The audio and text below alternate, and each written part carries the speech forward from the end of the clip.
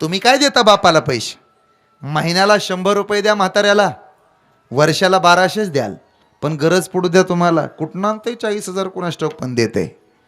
जगात बापापेक्षा श्रीमंत होणारा पोरगा अजून जन्माला यायचा आहे, हे विसरू नये माणसानं. तुम्हाला वाटतं मी लय कमवलं, आता माझ्यासारखं कुणी नाही, तो नमतं घेतो याचा अर्थ असा नाही राजाओ, त्याचं प्रेम आहे तुमच्यावर. आणि असंही एक लक्षात ठेवा, स्वतःच्या बापावर जे पोरं प्रेम करू शकत नाहीत, ती पोरं जगावर काय प्रेम करणार.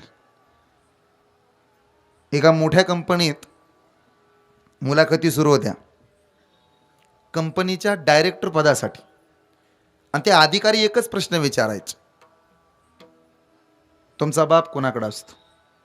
तुमचा बाप कोणाकडे असतो? आईबाप कोणाकडे असतात? आईबाप कोणाकडे असतात? त्याच्या मित्राने विचारलं, साहेब अहो डायरेक्टर पदाच्या मुलाखती, आणि आईबाप आहेत का? आईबाप काय करतात? तुम्ही काय करता? किती जण भाऊ आहे? आईबाप कोणाकडे असतात? असले फालतू प्रश्न काय विचारता? साहेबांनी उत्तर दिलं, जी लेकरं आईबाप सांभाळू शकत नाहीत ती लेकरं माझी कंपनी काय सांभाळतील?